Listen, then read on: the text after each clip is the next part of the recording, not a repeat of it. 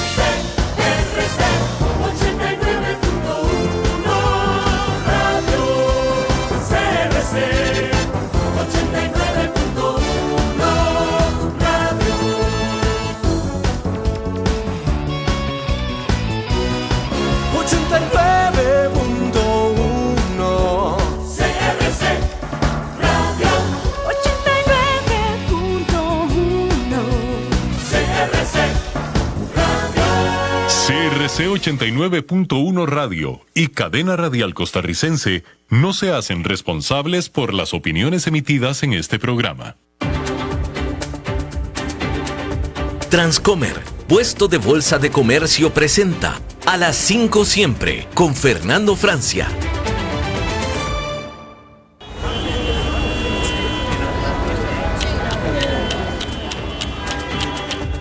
A esta hora bajamos el ruido y subimos el entendimiento de lo que importa. Economía, finanzas y realidad internacional. Inicia A las 5 siempre, con la conducción de Fernando Francia, de lunes a viernes a las 5 de la tarde, aquí por CRC 89.1 Radio.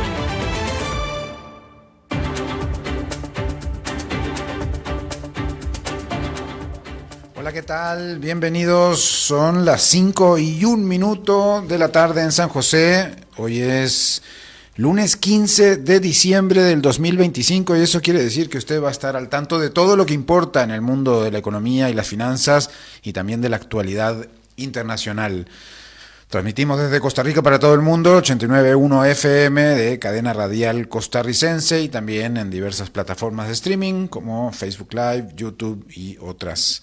La producción, como siempre, a cargo de Mauricio Sandoval desde Colombia y en controles hoy el talento técnico de Eduardo Chavarría, que nos acompaña.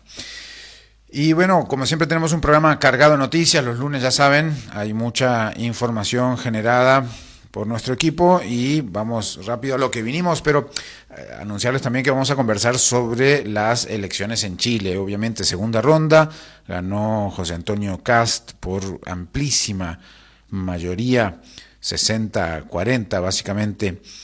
Los porcentajes ya los vamos a ver en detalle. Vamos a hablar con el analista político Guillermo Holzman, chileno, y que nos analizará el devenir de, a partir de ayer, el presidente electo José Antonio Kast y que viene para Chile entonces. Bien, vamos a las noticias. Empezamos con nuestro panorama financiero global en Estados Unidos.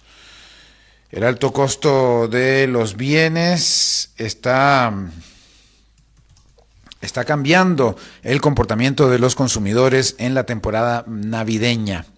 Según una encuesta de CNBC a 1,000 personas, el 46% de quienes gastarán menos lo atribuyen directamente a los precios elevados, mientras que incluso entre quienes gastarán más, un 36% dice hacerlo pese a la inflación.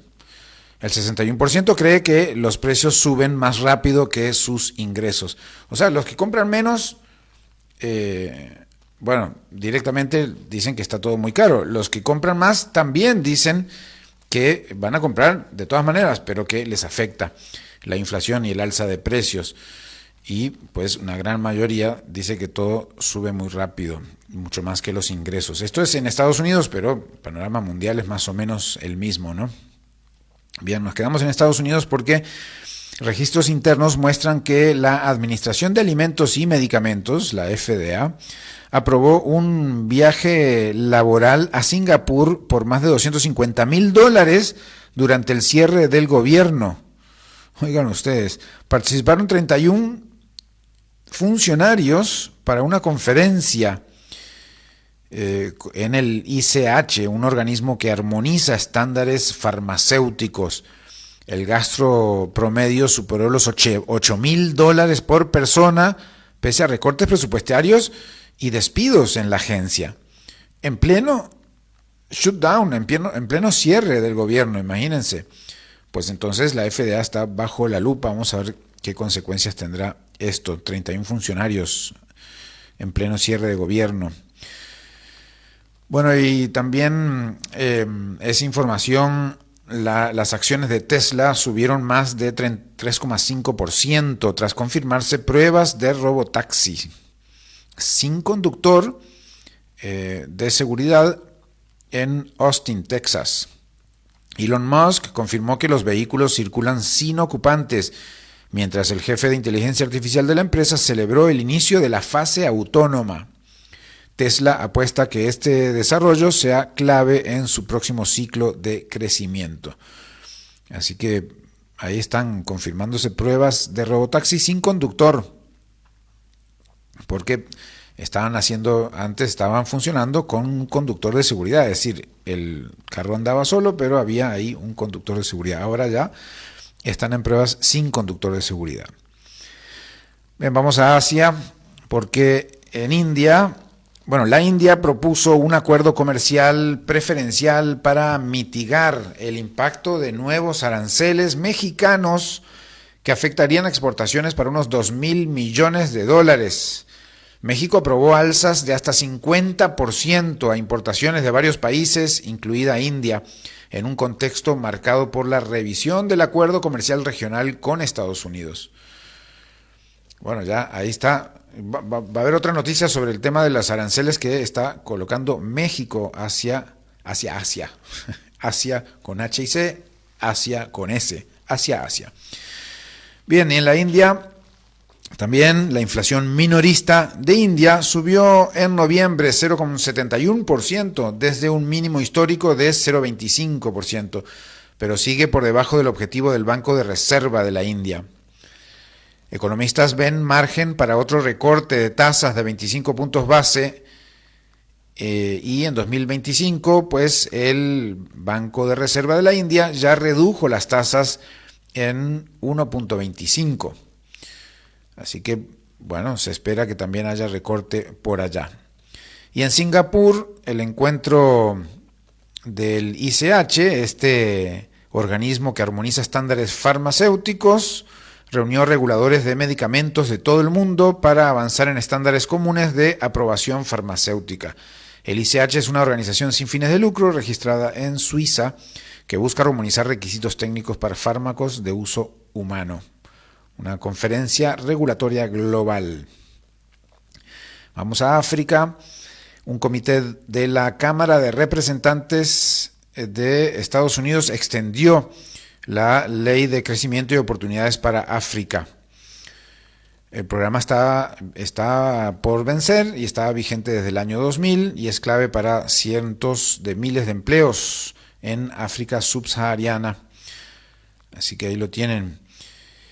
Gobiernos africanos buscan romper el modelo histórico de exportar minerales sin procesar. El debate apunta a desarrollar industrias locales de refinación y manufactura para capturar más valor económico en lugar de limitarse a la extracción y exportación de materias primas. Y también en África, el Fondo Africano de Desarrollo, el brazo concesional del Banco Africano, el Fondo Africano de Desarrollo, el brazo concesional del Banco Africano de Desarrollo, celebra en Londres su reunión clave para asegurar aportes de donantes. El encuentro definirá la reposición número 17 del fondo en un contexto internacional más restrictivo para la cooperación. Bueno, Fondo Africano de Desarrollo reuniéndose en Londres, pero claro, es para buscar donantes, por lo tanto, pues está bien, se acepta que se haga fuera de África, ¿no? Para que a ver si logra conseguir donantes ese Fondo de Desarrollo Africano. Vámonos a Europa, porque Europa, bueno, el continente puso en marcha su mayor planta de imanes de tierras raras en Narva, Estonia, a pocos metros de la frontera con Rusia. El proyecto desarrollado por la canadiense Neo Performance Materials busca reducir la dependencia de China. La planta apunta a producir hasta 5.000 toneladas anuales de imanes clave para autos eléctricos, energía y para inteligencia artificial. Y en España el índice IBEX 35, el símil del S&P 500 de Estados Unidos, el índice que suma las mayores 35 empresas de la bolsa española, superó por primera vez los 17.000 puntos. Así que récord histórico, máximo histórico del IBEX en España. Cerró entonces en 17.041 unidades, con una suba diaria del 1,11%. El avance anual ya ronda el 47%, impulsado por bancos y otros, pese a un contexto internacional marcado por caídas en Wall Street, porque ahora vamos a comentar que está todo en rojo, los tableros de Wall Street empezando semana.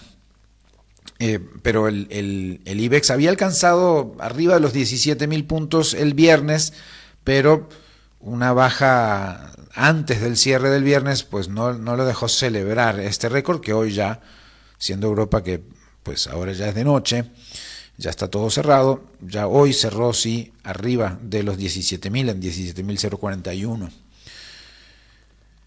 Y también en Europa, la Unión Europea aplicará desde julio del 2026 un arancel de 3 euros a paquetes de bajo valor comprados por comercio electrónico.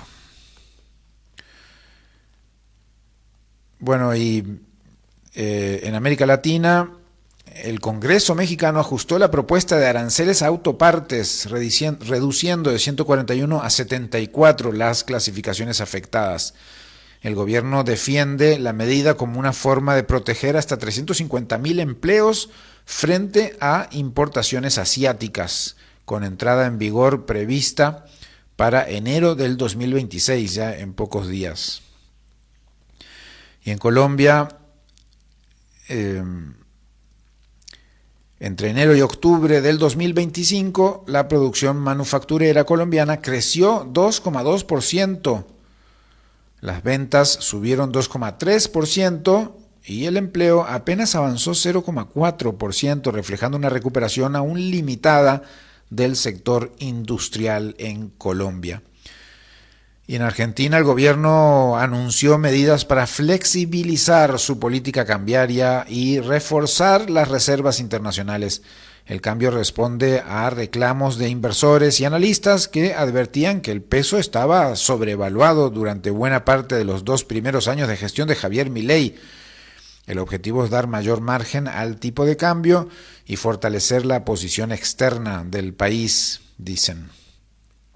Y en Venezuela, Chevron, petrolera estadounidense, bajó el precio del crudo venezolano tras la incautación de un petrolero por fuerzas de Estados Unidos en el Caribe, informó Bloomberg. La medida responde a la presión sobre los precios en la costa del Golfo y al impacto de nuevas sanciones en un contexto de caída de las exportaciones venezolanas. Muy bien. Y en el panorama bursátil vamos a analizar un poco Wall Street, siendo lunes, un lunes un poco atípico porque este diciembre nos trae mucho frío, nos trae mucha lluvia, que justo yo estaba diciendo la semana pasada, estas tardes lindas de diciembre, y miren lo que sucedió este fin de semana y sigue el lunes. Pero bueno, el cierre de la semana pasada dejó una señal clara en los mercados. La rotación fuera de las acciones vinculadas a la inteligencia artificial ya no es marginal, sino una tendencia en consolidación. 3 años de liderazgo impulsado por la irrupción de ChatGPT, de OpenAI, los inversores comenzaron a reducir exposición a grandes tecnológicas, presionados por valuaciones exigentes, niveles de endeudamiento crecientes y señales de desaceleración en los resultados. Atención que entonces ya no es solo inteligencia artificial lo que hace subir los tableros en Wall Street. El dato que determinó de inclinar la balanza fue el tropiezo de Oracle. Hablamos la semana pasada, ¿se acuerdan? Una de las empresas clave de infraestructura de datos y centros de cómputo.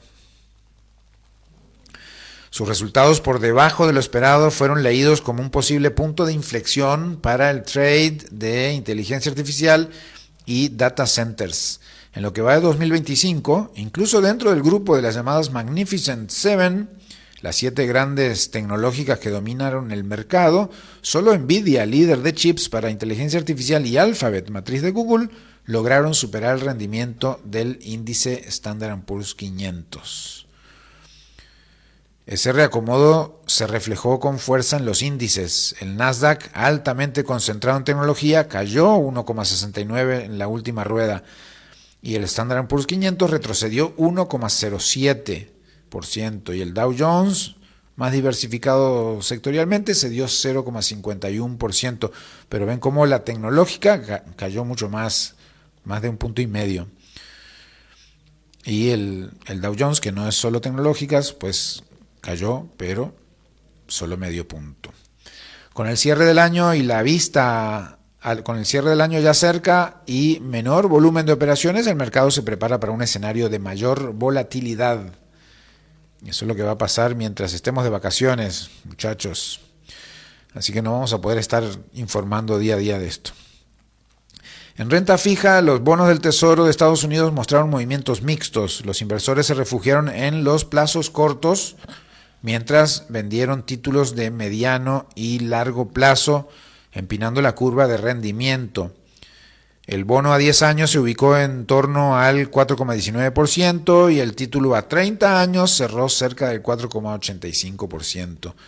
El mercado sigue procesando el reciente recorte de tasas de la Reserva Federal y datos que muestran un mercado laboral aún sólido, lo que mantiene la tensión entre expectativas de futuras bajas de tasas y presiones inflacionarias persistentes. Mañana hay un informe laboral en Estados Unidos, pero de octubre a noviembre, atrasado por el shutdown. Vamos a ver qué nos dice. Pues lo traeremos mañana. En materias primas, el petróleo volvió a ceder terreno, afectado por temores a un exceso de oferta global, el ajuste general de los mercados y el alza de los rendimientos de los bonos.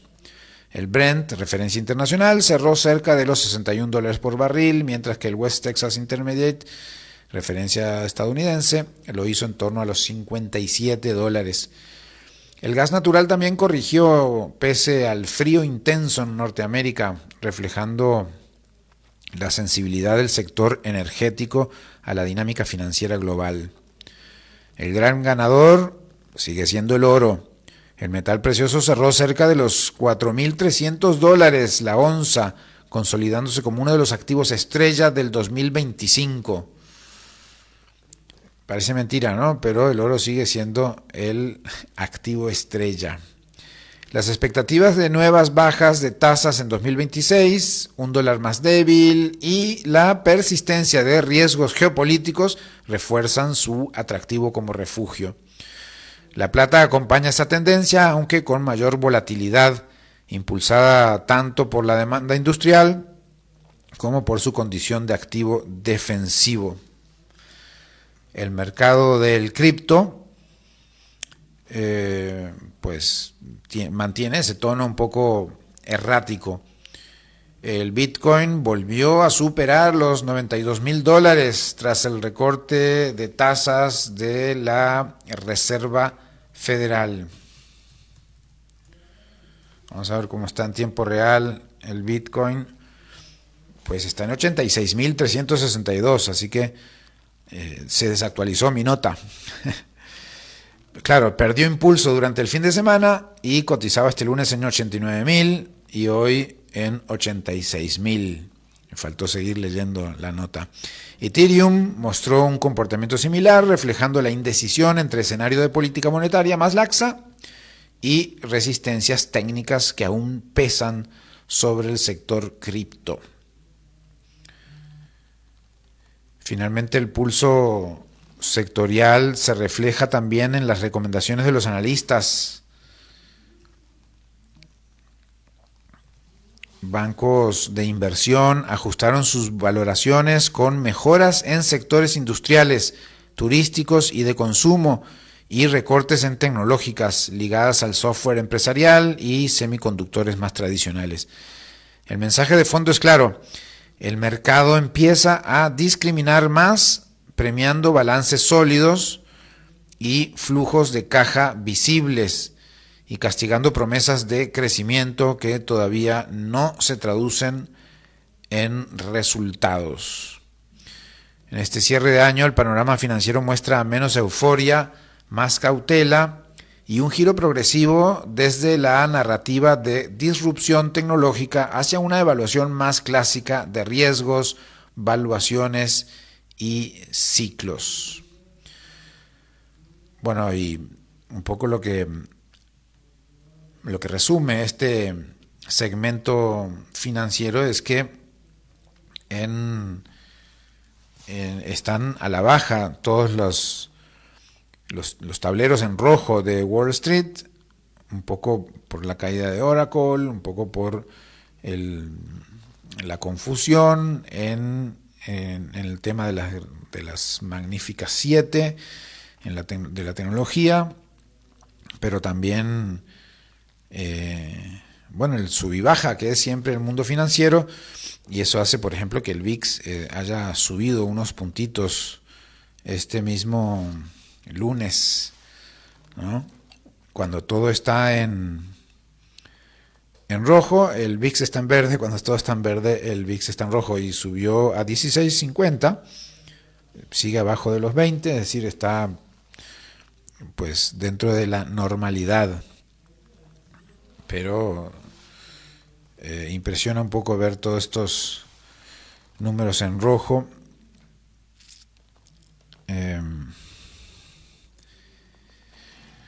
Que representa este movimiento irregular de las tecnológicas, principalmente en Wall Street. Y teníamos una nota sobre el cobre, que vamos a ver si recuperamos, porque pues el cobre entra en una zona estratosférica. El cobre está viviendo uno de los momentos que definen una década. Los precios llevan meses marcando récord tras récord, impulsados por algo más profundo que un simple ciclo de oferta y de demanda. Un mercado que empieza a comportarse como si la materia prima fuese oro eléctrico. Y según los analistas de Citi, por ejemplo, lo que vimos en 2025 podría ser apenas el inicio.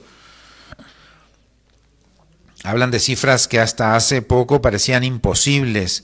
$13,000 por tonelada a inicio del 2026 y un escenario de $15,000 por tonelada quizás a medio año del año que viene. Y es curioso porque pues la gente se pregunta por qué este despegue, y la explicación parecería, puede hacerse corta o puede hacerse larga. La corta es que hay poco cobre y demasiada necesidad de cobre. Por detrás de esa frase, ¿no?, que es un poco un juego de palabras, pues hay movimientos complejos, ¿no? La oferta global está trabada, minas envejecidas, demoras en nuevas operaciones, conflictos sociales, costos crecientes. La producción no está acompañando el ritmo.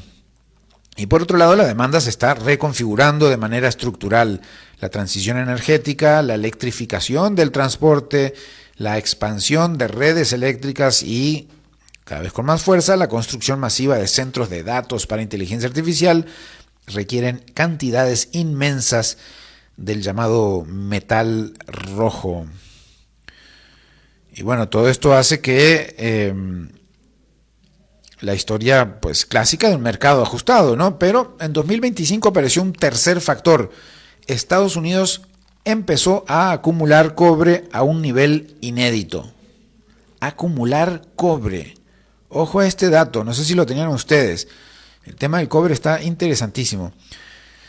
Pues Estados Unidos se quiere adelantar al impacto potencial de tarifas y aprovechando oportunidades de arbitraje.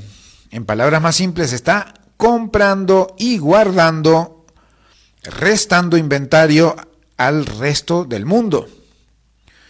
Los analistas de Citi advierten que en un escenario alcista, Washington podría seguir drenando existencias fuera del mercado estadounidense, presionando aún más los precios del cobre.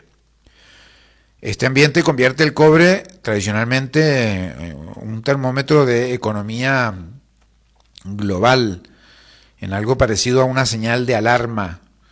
Si el cobre sube porque la actividad industrial mejora, es una buena señal en realidad. Pero si sube porque hay miedo a la falta de oferta y los países comienzan a acapararlo, en realidad todo cambia, ¿no? El mercado está leyendo todo a la vez, están pasando las dos cosas al mismo tiempo. La transición energética como fuerza irreversible, la inteligencia artificial como un nuevo consumidor voraz del cobre y un sistema de producción que no logra expandirse al mismo ritmo. Entre esa tensión, los precios no solo responden, sino que se disparan. El resultado es un metal convertido en símbolo de la vulnerabilidad de las cadenas del suministro, del costo real de electrificar el mundo y de la carrera silenciosa por asegurar recursos estratégicos. Así que, bueno, la proyección esta de $13,000 la tonelada para inicios del 2026, bueno, es una proyección, pero estamos apenas entrando a la zona de turbulencias, dicen los analistas.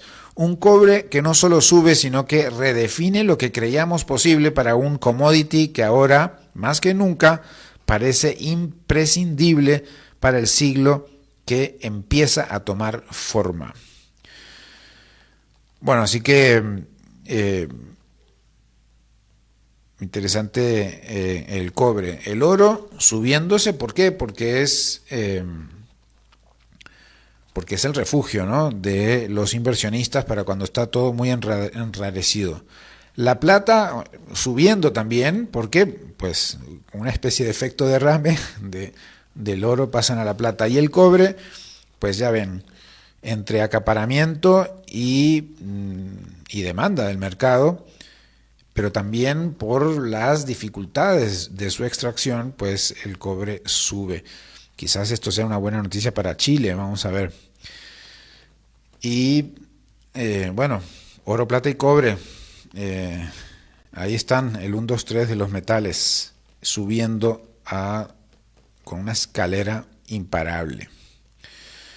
Bien, seguimos. ¿Qué más tenemos? Este informe interesante de la Organización para la Cooperación y el Desarrollo Económicos, la OCDE, explica por qué los países gastan tanto. La mayor parte del gasto público no se explica por la riqueza de un país ni por su envejecimiento, sino por decisiones políticas acumuladas durante décadas. Hablando del gasto público. El punto de partida es que los miembros de la OCDE gastan en promedio el 40% del Producto Interno Bruto, pero lo llamativo es la dispersión. Algunos gastan 32% y otros 55% de su Producto Interno Bruto.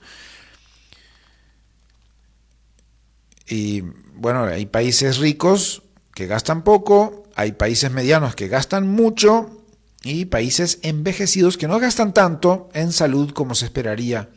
Entonces, como que las cosas no encajan. La OCDE por eso analizó 28 países durante casi 25 años y clasificó el gasto en 13 categorías. Y bueno, las respuestas de ese estudio rompen mitos, porque se preguntó cuánto debería gastar un país según su ingreso, su demografía y su tamaño del Estado. Y sobre todo también se preguntó dónde está gastando de más en relación con sus pares. Pero bueno, de las respuestas de los hallazgos, una de las primeras cosas es que el ingreso per cápita es casi irrelevante. Bueno, tiene sentido que el gasto público esté separado del ingreso per cápita de su población, ¿no? Un país más rico gasta apenas un poquito más en la mayoría de rubros y a veces incluso hasta menos. Ese es un primer hallazgo, que el ingreso per cápita es irrelevante. El segundo hallazgo, la demografía solo explica de forma contundente el gasto en pensiones, pero nada más. Para salud, por ejemplo, la correlación es débil. Y tercero, el tamaño general del Estado inclina la balanza, pero no determina nada esencial. Bueno, en definitiva, el modelo explica entre el 20 y el 40% de las diferencias en el gasto, pero el resto es idiosincrasia nacional, historia nacional, instituciones, batallas políticas y compromisos sociales que se han adquirido con el tiempo. Así que bueno, el informe de la OCDE es extenso, tiene muchos otros aspectos que ustedes pueden obviamente buscarlo por ahí, pero nos muestra todo este panorama del gasto público en los países. Vamos a hacer una muy breve pausa en este instante y luego a ver si volvemos ya con nuestro tema de fondo del día de hoy, las elecciones en Chile.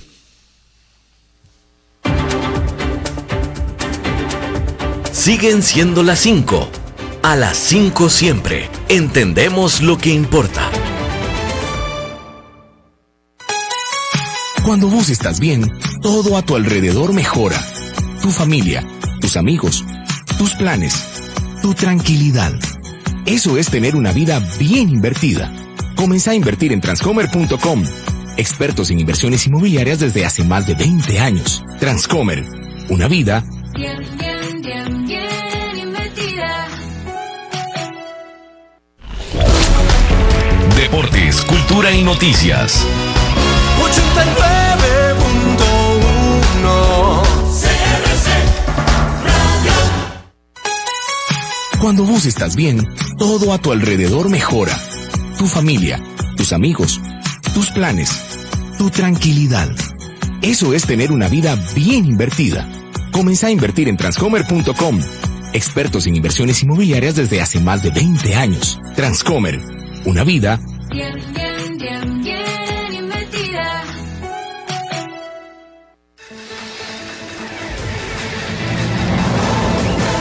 Infórmate de la actualidad del país y el mundo con nosotros. Todos los días, desde las 6 de la mañana, iniciamos con el noticiero matutino y luego seguimos con informativos de la hora hasta las 6 de la tarde. Aquí vos te informás rápido y con profundidad. Somos Noticias CRC 89.1 Radio.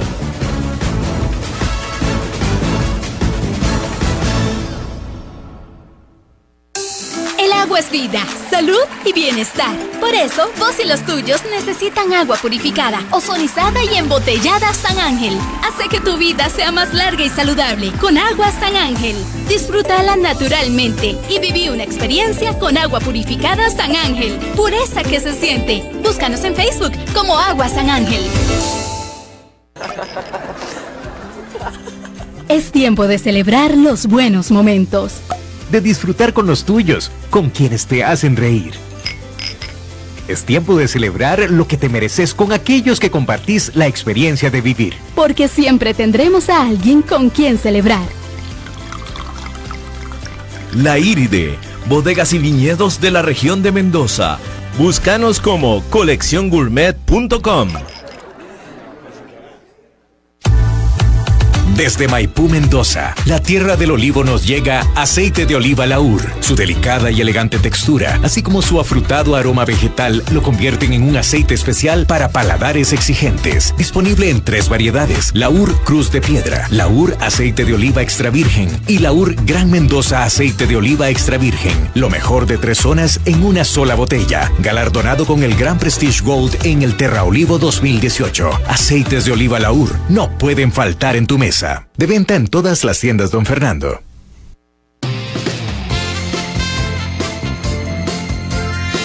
en el aire un olor a diciembre, trae un sonar de campanas el viento, y los rincones y los corazones se llenan de luz, de esperanza y de paz. Huele a triquicia, tamaya, ciprés, se siente en casa el amor familiar. Ya cantan los campos y las ciudades, porque llegó Navidad. Navidad, Navidad, para todos feliz Navidad.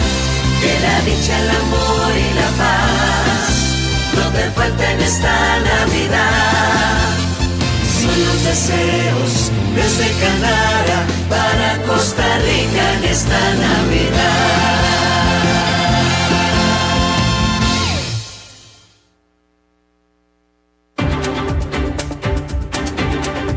Regresamos a las 5 siempre con Fernando Francia. Bien, es lunes después de un proceso electoral en América Latina y bueno, por supuesto que vamos a hablar de esto. Chile ha elegido por primera vez en democracia a un presidente de extrema derecha, José Antonio Kast, del Partido Republicano. Obtuvo un contundente 58% de los votos frente al 41% de Janet Jara, candidata comunista. Es un resultado que no solo marca un viraje ideológico del país, sino que evidencia un reordenamiento del mapa político chileno, cada vez más alejado de ese centro político y que de alguna manera va radicalizándose para un lado y para el otro. Pero lo que también es cierto es que llega después de 20 años en que no hay una continuidad de un partido político que está en el poder que pueda continuar con esa hacer una reelección, no presidencial, pero sí de corriente política. Y pues la alternancia parece que se ha instalado. Bueno, y para conversar de eso nos acompaña hoy Guillermo Holzmann, analista y asesor político, magíster en ciencia política por la Universidad de Chile, ex subdirector del Instituto de Asuntos Públicos de esa misma universidad y ex director también del Departamento de Ciencia Política. Es académico, conferencista, pues reconocido en muchas universidades. Guillermo, muchas gracias por tomar esta llamada. ¿Qué tal, Fernando? Un agrado saludarte. Bien, y bueno, analizar las elecciones, una segunda ronda que de alguna manera ya estaba bastante, no sé si decir cantado, pero pues era esperado un resultado de más o menos de este signo político, ¿no? Sí, efectivamente, José Antonio Kast gana por un poco más de 17 puntos a la candidata oficialista, que es del Partido Comunista. Le saca una ventaja que es considerable y obtiene una abrumadora mayoría y legitimidad en consecuencia para poder ejercer el gobierno de Chile a contar del 11 de marzo del próximo año. Sí, se esperaba. ¿Por qué? Porque el gobierno de Boric no ha sido lo que los chilenos esperaban. Exactamente, no ha sido lo que esperaban, no ha cumplido parte importante del programa con el cual fue electo hace 3 años y medio atrás. Perdió un plebiscito constitucional que esperaban ganar y que transformaba el Estado de Chile completamente y profundamente, y lo pierde por un 62%. Desde ahí en adelante, digamos, el gobierno de Boric tuvo que someterse a las normas que ya existían en el país, y en esa perspectiva va perdiendo cada vez más adeptos, varias crisis políticas, casos de corrupción, muy poco avance en el Congreso en proyectos que ellos consideraban emblemáticos y que no podían negociar. Sacaron adelante algunos proyectos importantes, las 40 horas, como la reforma previsional, la reforma de pensiones en realidad, pero quedaron estancadas muchas otras iniciativas que le faltó capacidad de negociación y fueron perdiendo apoyos. Y los principales problemas finalmente se enfocaron en la inseguridad, un temor social cada vez mayor frente a una delincuencia tanto habitual como organizada, y la presencia de carteles como de drogas que estaban vigentes acá en Chile o presentes acá en Chile. A su vez también la economía no da los réditos que se requerían en realidad para mantener el gasto fiscal. Eso aumentó la deuda del Estado, y un desempleo que también está por sobre los guarismos que Chile estaba acostumbrado, un crecimiento también mínimo que tampoco daba justamente un avance. Y en todo eso, en definitiva, se va perdiendo la confianza y la credibilidad del gobierno, y con todos los casos de corrupción que le tocó enfrentar. Claro, finalmente parece que está instalado en Chile la alternancia, en el sentido de viene uno, no nos gusta, va el otro, no nos gusta, vuelve el signo político anterior y ahí vamos, ¿no? Sí, no, lamentablemente. O sea, yo creo que eso en parte a Chile le ha tocado del retorno a la democracia ir al ritmo de los cambios mundiales, y eso también ha llevado que Chile ha tenido que luchar entre sus necesidades actuales con el peso de la historia. Entonces hay ahí una necesidad de alternancia, que en definitiva solamente tuvimos 4 gobiernos consecutivos de lo que fue la concertación del Partido por la Democracia, y luego irrumpe Sebastián Piñera en una primera versión, le sigue en una segunda versión Michelle Bachelet, vuelve Sebastián Piñera, y es ahí donde Chile tiene un estallido social, que es el que abre la puerta a Gabriel Boric, quien en la oportunidad era diputado y que estaba de acuerdo con que la desigualdad era el motor de la historia en la práctica, parafraseando a Carlos Marx, y que esta desigualdad necesitaba un cambio profundo en Chile. Y ese cambio profundo finalmente se canaliza a través de una convención constituyente que transformaba el Estado de Chile en algo totalmente distinto a lo que se conocía, y que esa constitución fue rechazada, digamos, el mismo año en que Boric asume, y a los 6 meses que asume, tiene que enfrentar un rechazo de ese proyecto constitucional que él esperaba con muchas ansias, con un 62% de rechazo. Entonces, en definitiva, ahí digamos, queda, yo diría, detenido todo lo que era el envión que traía el gobierno de Gabriel Boric con el progresismo de izquierda que representaba. ¿Fueron por demasiado? Es decir, ¿quisieron abarcar mucho de un solo golpe con esa constituyente? Sin lugar a dudas, sí, quisieron abarcar mucho con ese golpe, pero además no supieron hacerlo. O sea, vale decir, digamos, tenían una gran propuesta de cambio revolucionario, me atrevería a decir, pero no supieron ni manejarlo, y pensaban de que tenían un apoyo ciudadano que a la hora de la verdad no se reflejó en las urnas para poder aprobar ese proyecto, y muy por el contrario se rechazó por una cifra respetable, que un 62%, como te decía. Y después vino otra intento también de cambio constitucional que tampoco fue aprobado, y finalmente está la que sigue vigente desde hace ¿cuántos años? Del año 80, que tiene más de 250 reformas incluidas. Ya es otro cuerpo legal, mantiene los principios claramente, pero es una constitución que ha sido muy modificada, y yo diría que ya en Chile no hay ánimo de poder avanzar en otra carta constitucional, con lo cual deja algunos temas pendientes, pero finalmente no hay espacio político para ello. Claro. Ahora, ¿qué significa? Porque los medios están hablando del ultraconservador o de incluso el pinochetista José Antonio Kast. No, yo diría, a ver, José Antonio Kast no reniega del pinochetismo ni cosa parecida, digamos, eso hay que tenerlo claro, pero tampoco lo tiene como el modelo de gobierno que él quiere hacer. Es decir, digamos, son dos cosas distintas. Para él el pinochetismo, y Pinochet tuvo 17 años, es parte de la historia, y él lo reconoce como parte de la historia, y es ahí donde efectivamente él se queda y explica por qué pasa esa parte de la historia. Pero él no está en la idea de poder retomar el pinochetismo para poder traerlo ahora al siglo XXI. Eso correspondía a un contexto, y él toma distancia de eso, como te digo. No reniega de ello, pero tampoco es el ejemplo político que él quiere seguir. Él es profundamente democrático, además profundamente conservador, es católico activo, practicante. Sin embargo, ha dado cuenta de que sí respeta las leyes, sí respeta la institucionalidad, y lo ha dicho muy claramente. Es decir, él en lo personal está contra el aborto, por ejemplo, o contra el matrimonio igualitario, cosas que existen en Chile y están por ley. Y frente a eso, él señala de que la ley se cumple. Dijo, más allá de que yo no quiera, hay una ley, y la ley es para todos. Y eso, y habiendo una ley, se respeta.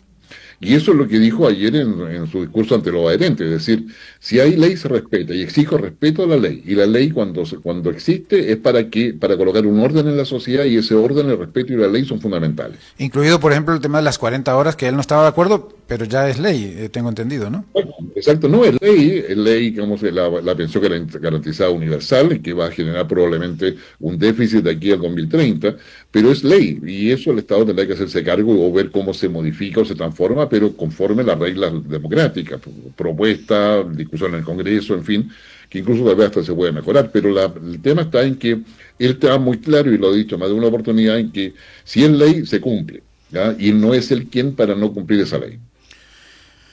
Ahora, hablaba yo en la introducción de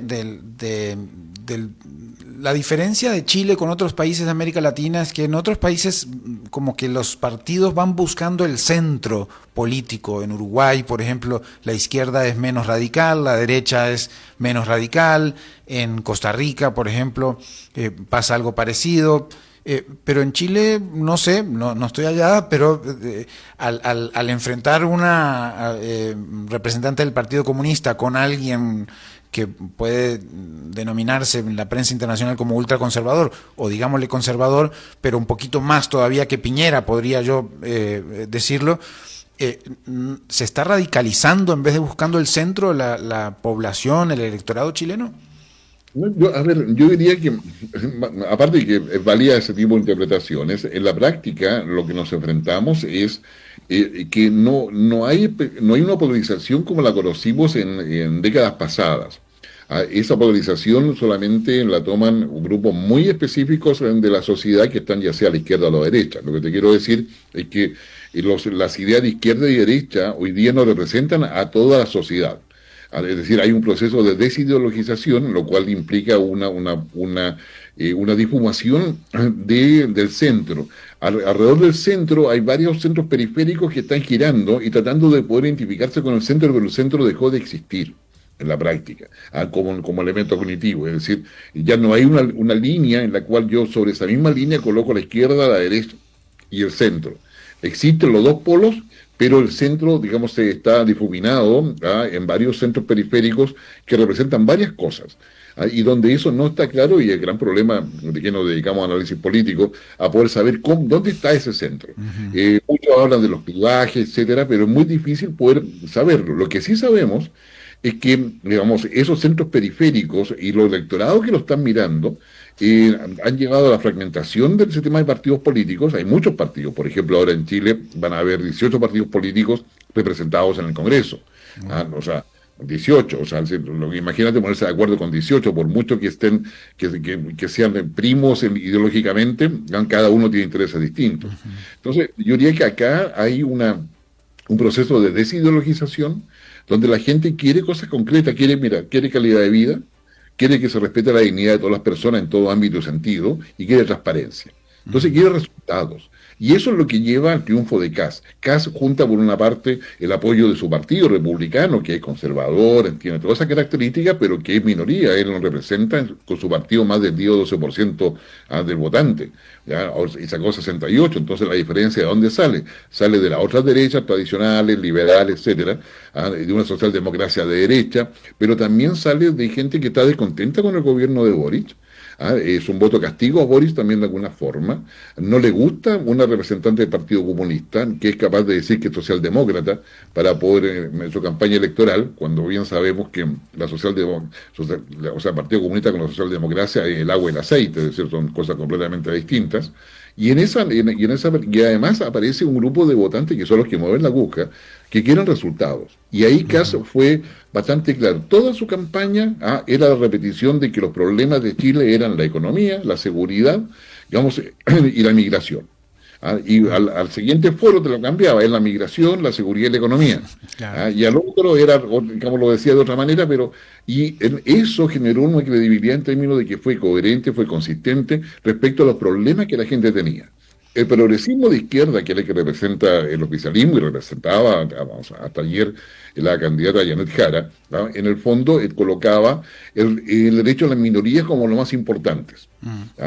Y dejaba en segundo, tercero, cuarto lugar la economía, la educación, que, claro. O sea, la economía, la migración y la seguridad. Entonces yo diría que había un desapego de la realidad de esta izquierda progresista que en Chile estaba en el gobierno y que de alguna forma no logra remontarla en la campaña que hace Janet Jara.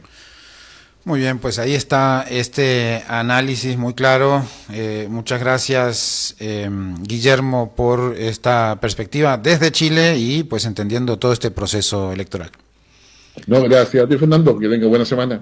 Igualmente, Guillermo Halsman, analista, asesor político, magíster en Ciencias Políticas de la Universidad de Chile y pues con dilatada trayectoria en medios y demás. Y damos la bienvenida de una vez rápidamente a Pilar Martínez con su columna en temas laborales desde México. Pilar, qué gusto verte, espero que ya estés recuperada.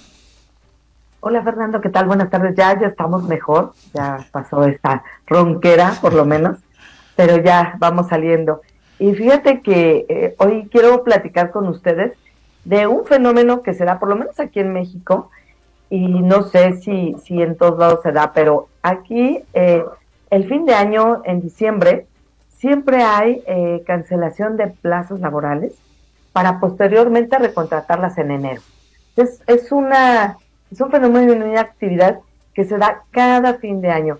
Esto no era muy visible hasta el 2019 más o menos, que con la entrada del gobierno del expresidente Andrés Manuel López Obrador, se empezó a buscar y a identificar cuáles eran esos aspectos que hacían que se perdieran muchos empleos en el mes de diciembre. El empleo formal, aquel que reporta en México el Instituto Mexicano del Seguro Social. Y bueno, ahí se dieron cuenta que muchas empresas lo que hacían era dar de baja a trabajadores y luego al mes siguiente los daban de alta. ¿Por qué razón? Pues porque de esa manera se cortaba la antigüedad de los trabajadores. Con ello ya no se tenían esos compromisos de pagar impuestos, de pagar la seguridad social, de pagar la vivienda, ¿no? A través del Instituto del Infonavit. Y bueno, lo que hacían era cortar de tajo para volver a empezar. Uh-huh. Ahora, lo que ocurre desde entonces es que se están enviando unas cartas, invitación a los patrones, un poco para que no se vulnere, ¿no?, la continuidad de los derechos laborales y que permanezca la seguridad social y de vivienda de todas las personas trabajadoras que se encuentran en el Seguro Social. Aquí en México son 22, casi 23 millones de trabajadores los que están inscritos, pero cada año se dan de baja entre 350 mil empleos al final del año. El año pasado fue muy particular porque se superó la cifra, fueron 405 mil empleos, de los cuales 142 mil fueron los que se volvieron a contratar en el mes de enero. Pero vamos, la práctica se mantiene, la práctica no ha cambiado, y a pesar de que se les empiezan a enviar estas cartas y de que se les invita a no romper, digamos, con la permanencia en el empleo de los trabajadores y sus derechos, sobre todo sus derechos, esto pues francamente no ha ocurrido.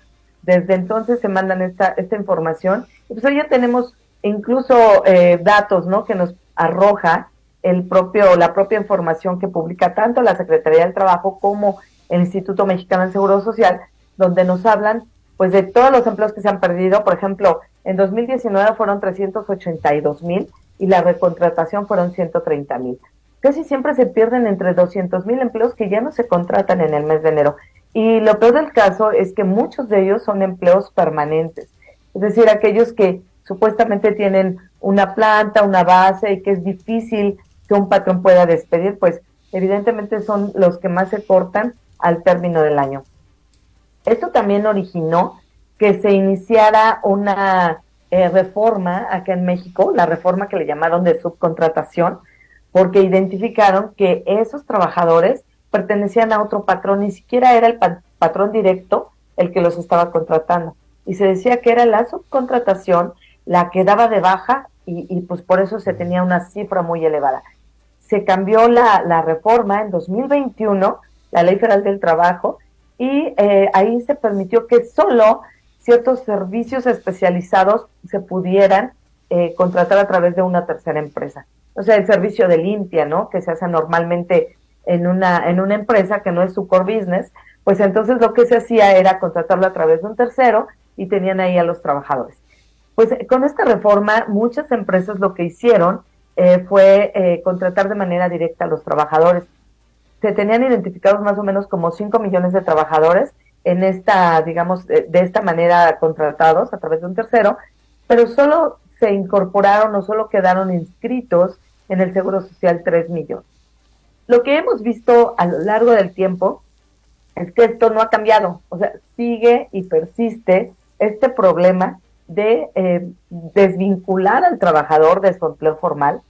Y la única razón, porque bueno, hay muchas, las empresas y los empleadores te dicen que es cíclico, ¿no? Que se da porque se concluyen pues empleos que son temporales. Al final, pues en la temporada de diciembre, pues mucha gente es contratada para atender a las tiendas de autoservicio, las tiendas comerciales que empiezan a vender o que tienen mayores ventas, incluso en los hoteles. Pero la verdad es que no es tan así, o sea, no se ha visto un cambio diferente, salvo el de no pagar un aguinaldo, que es una prestación que se tiene acá en México, de por lo menos 15 días, que te dan un bono, digamos así, como compensación de lo trabajado en el año. Es una obligación del patrón. Entonces, al cortar, digamos, estas plazas, pues lo único que pasa es que ya no dan aguinaldo, ya no pagan la prestación, digamos, de impuestos a la Secretaría de Hacienda y tampoco pagan la prestación sobre la vivienda. Entonces, bueno, es un problema que todavía no se resuelve, un problema que ahorita estamos esperando a ver cuál es el número oficial que se da en el mes de diciembre de bajas de empleo formal. Y pues bueno, ya estaremos viendo cuántos de esos empresarios vuelven a contratar a esa gente, pues porque son necesarias para realizar sus trabajos. ¿Cómo ves, Fernando? Bueno, pues preocupante por un lado, interesante por otro que se pueda regularizar ese asunto, ¿no? Muchas gracias, Pilar. Muchas gracias, Fernando, pues nos estamos escuchando. Muy bien, era la periodista mexicana Pilar Martínez con su columna del mundo del trabajo de los lunes. Y con eso, amigos, llegamos al final, esta tarde que compartimos información y otros aspectos de la economía, las finanzas y la geopolítica, con producción de Mauricio Sandoval desde Bogotá, Nelson Campos cerrando los controles aquí en CRC 89.1, y pues me despido, nos vemos en 23 horas.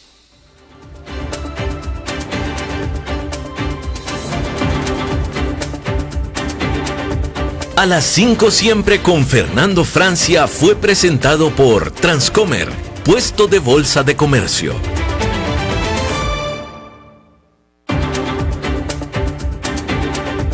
Concluye A las 5 siempre, economía, finanzas y realidad internacional para entender lo que importa.